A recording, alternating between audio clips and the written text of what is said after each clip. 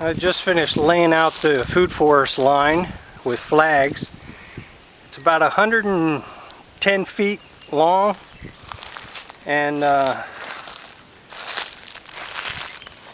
2 feet from where that line is going to be where the backhoe digs a ditch right here, and that'll be a holding area for water.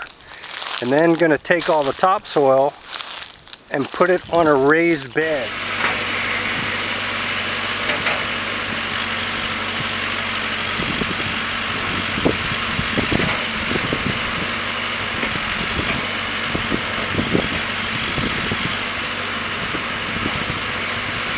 This is just plant food that I'm going to mix with the water, and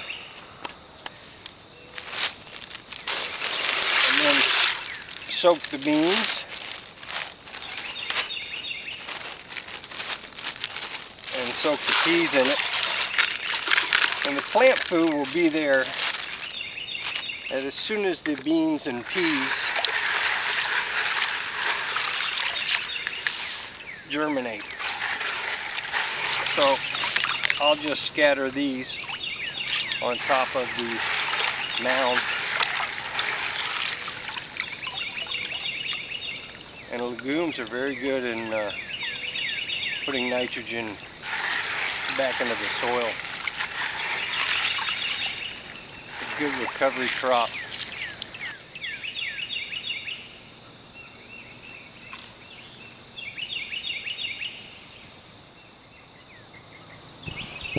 This is bedding material from chickens.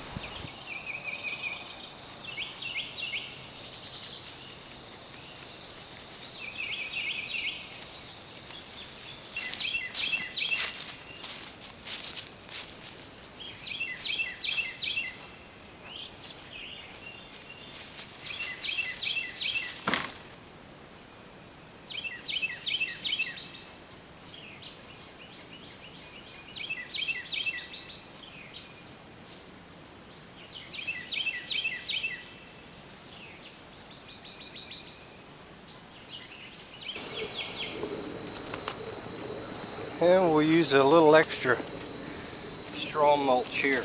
Pretty thick because there's no seeds that are going to grow under there.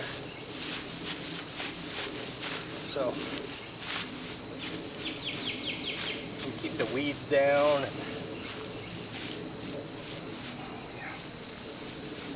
I see some seeds up there need to be shaded just a little bit more. Yep.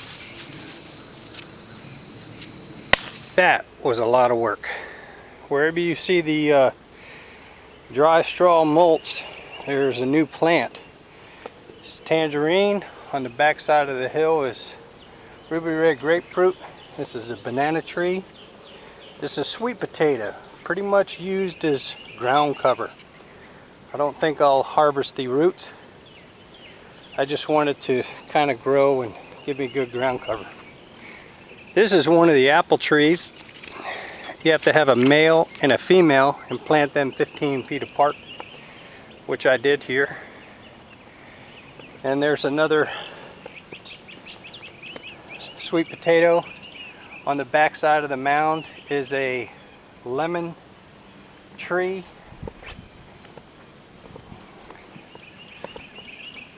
This is watermelon. This is a peach tree. Some more sweet potato. This is a blackberry bush. That's a raspberry bush. This is a kiwi vine that I've headed toward this tree, so it will most likely climb up it. It's going to want to climb up something, so the tree's there, may as well use it. This is a blueberry bush. The same thing with the pear trees. You need two of those, one male, one female, for pollination, 15 feet apart, which is what I did here. And on the back side of the mound is a plum tree. This is another watermelon and another sweet potato.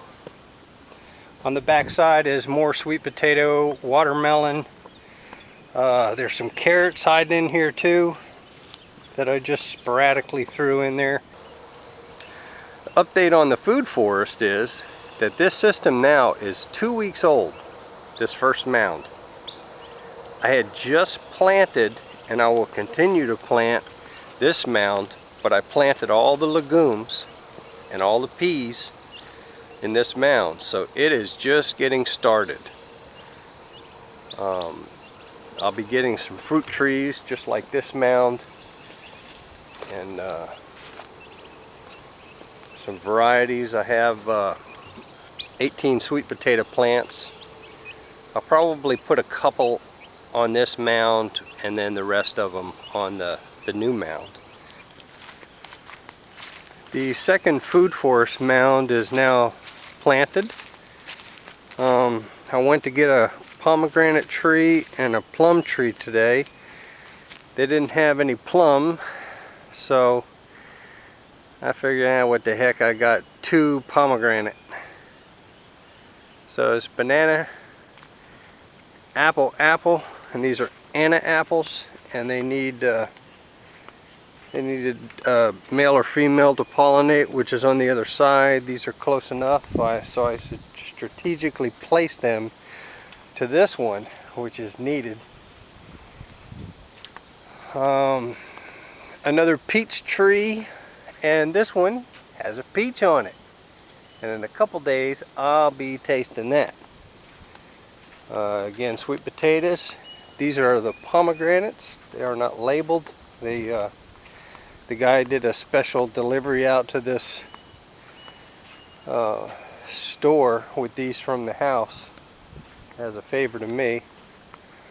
And another pear, which needs one of these, so it's strategically placed so that it will pollinate from the male or female. Again, a whole bunch of sweet potatoes planted in here, along with looks to me like we got our first one peeking up through the hay. Wow, this has only been, I think this is the 3rd day, day 3, and already. And the main reason is, they're poking up here. A bunch of seeds are starting to poke up. The reason they grow so fast is they only live 6 months, so they have a lot of work to do in a 6-month period. So they just don't mess around, which is good because I don't want to mess around either. I want a bunch of nitrogen fixed into the soil.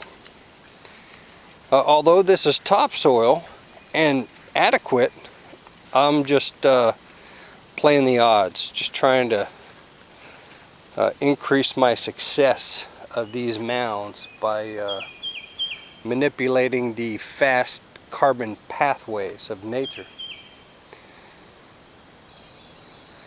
This mound on the left is now 3 weeks old, and the mound on the right is just after 1 week. This is a rainwater harvesting system for the food forest, and these are 2 gutter systems with a screen, and during a hard rain the leaves will just flow right off of this screen. But this IBC tank will fill with water, and there is a sump pump in there that in turn takes that horizontal pipe back to the food forest. It's got a float switch that turns it off and on, and during a light rain I get 100% catchment into this gutter system that then in turn goes into the tank and trips the float switch. The rainwater comes from this end of the driveway and this end of the driveway and wires together right here and then into that IBC tank. This is the beginning of Food Forest Mound 1, where the water comes in from the seasonal creek and IBC tank. and it's a very light rain, but it picks up 100% of the water running off a hard surface, meaning the driveway. The driveway is probably, we're probably looking at 15 to 1800 feet of hard surface. So during a light rain, that IBC container really comes in handy. So the water soaks into this swell mound. That's the idea. While I was waiting for the rain to stop to film this last part of this mound on the left is now 4 weeks old, and the mound on the right is now 2 weeks old. There's some other things I want to mention before I close this video. Permaculture is derived from permanent agriculture. There's really not much you have to do with permaculture, and it's a plant family technique. The legumes fix nitrogen into the soil, which in turn feed the fruit and citrus trees. This is a local legume tree, and this will grow up with the food forest, and this will be chopped and dropped as mulch for the fruit and citrus trees. And when this tree is pruned, it will self-prune its root system and fix nitrogen into the soil. Very important aspect of this process here. You can walk away from this system 10 years, come back and just forage from it.